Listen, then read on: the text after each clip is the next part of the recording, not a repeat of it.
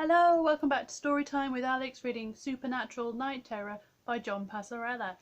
We are now on chapter 4.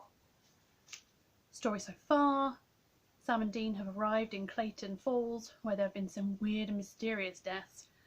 They told the police chief they were from Homeland Security, investigating some possible weird gas leak. He's told his officer to show them everything, including the weird statement from his daughter. Chapter 4.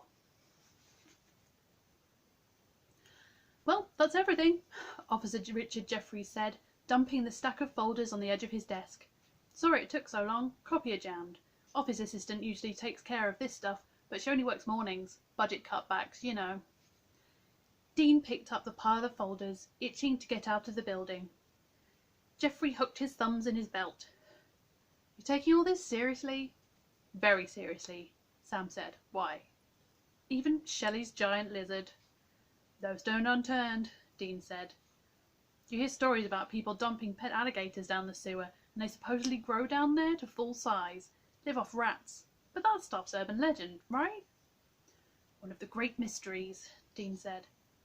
Think somebody dumped a Gila monster down the sewer? You never know, Sam said. Are you familiar with these reports? Read them all. For entertainment value, sure beats traffic citations. Impressions? Hard to take them seriously, Jeffries said and shrugged. Well, except for the hit and run.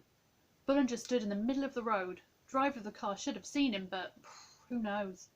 We're looking for a red car. Don't know make and model. Not even a partial on the plate. Not much to go on, really. What about Lucy Quinn's statement? Dean asked. Jeffries hesitated, glancing at the police chief's office, perhaps unwilling to speak negatively about his boss's daughter. Sticking with her story, stubborn like the chief, she was hanging out with Tony LaCosta, who backed up her story. Bullinger was with them earlier. Obviously we never got his statement, but really? A headless horseman? He shrugged again. My first thought was... He glanced towards the police chief's door again and lowered his voice. Controlled substances. Thanks for your help, Sam said. Anything weird happens, keep us in the loop. We ought to get going. Sure, right. Didn't mean to hold you up. As they walked back towards the lobby, Jeffries called after them.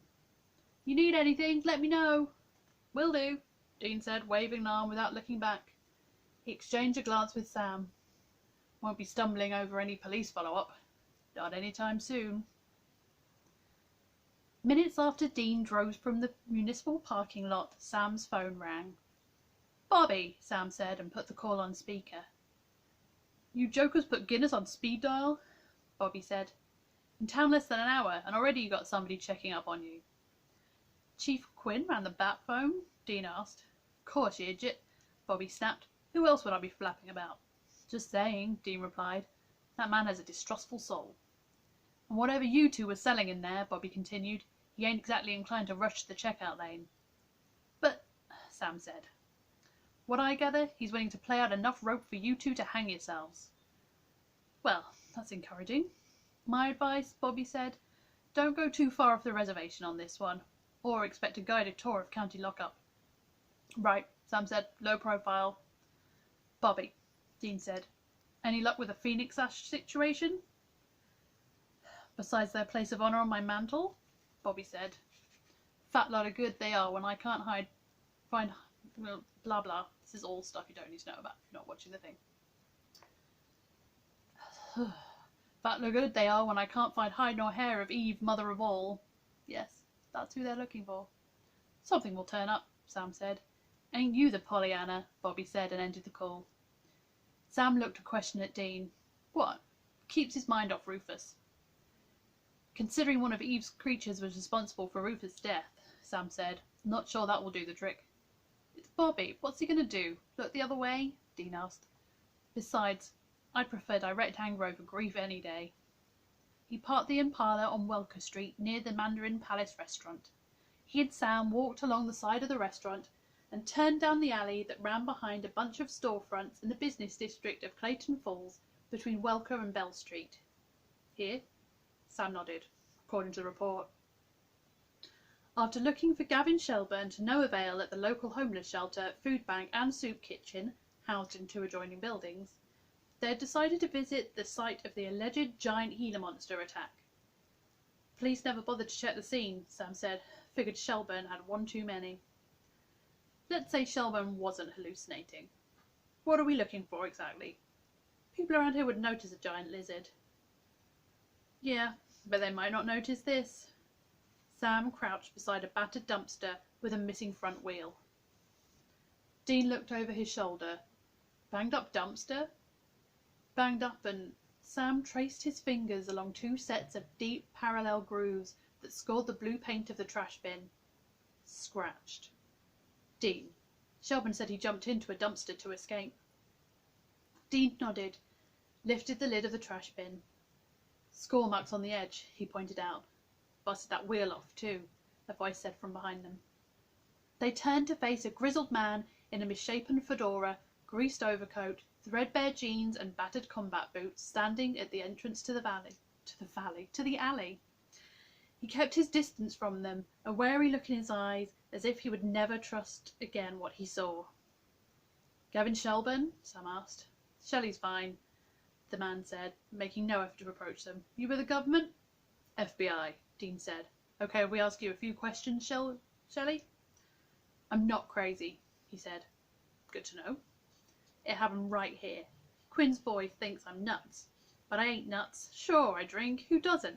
But I see what I see. At least He stuffed his hands in his overcoat pockets. There was a Gila monster attacked me, but big. Size of 2 cars back to back. I know that ain't right, but I can't explain it. Did you see where it came from? Dean asked. Shelburne shook his head. I was walking back from Joe's Pizza Shack and I heard it. Heard something. Turned around and there it was. Chased me. I ducked in here and, well, jumped in there. Guess you could say dumpster diving saved my life. Sam pointed at the scratch marks. Then it attacked the dumpster? Yeah, Shelburne said, finally coming a few steps closer. He walked along the brick wall and showed them the scrape marks at dumpster height. Pushed it, slammed into it, then tried to climb in after me. That's when the wheel busted off, under its weight, I guess. But it gave up and left? Sam asked.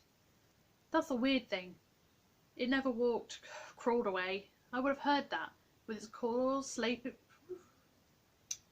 It's very tired, I'm sorry. With its claws scraping the ground, and that tail thumping everything in sight. But nope. Nothing. 1 minute it was there, the next it was gone. Anything else you remember? Seemed mighty hungry.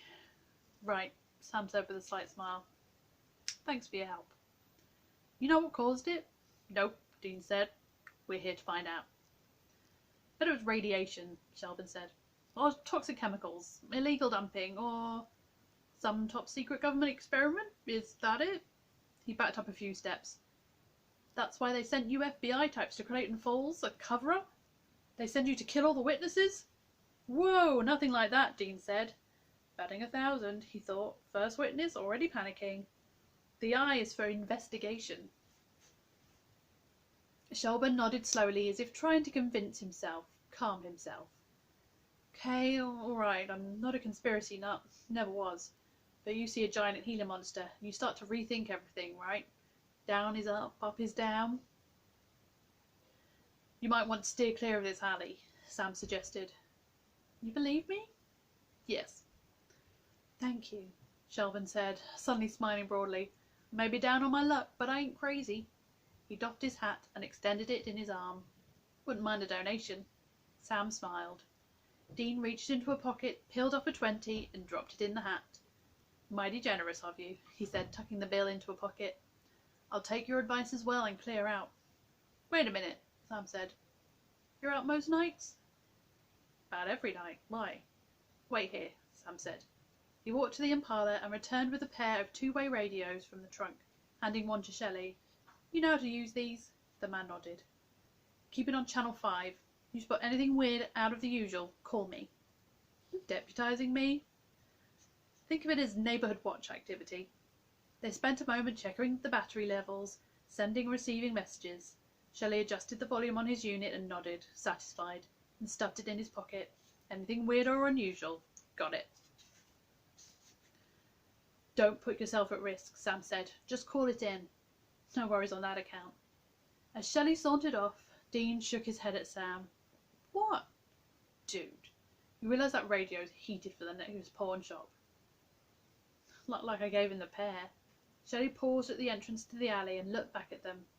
Remember one other thing, he called. White mist, clinging to the ground. Noticed it right before the beast attacked. And that is the end of chapter 4. Tune in again next time to find out who Blake Dobkins is and what happens next.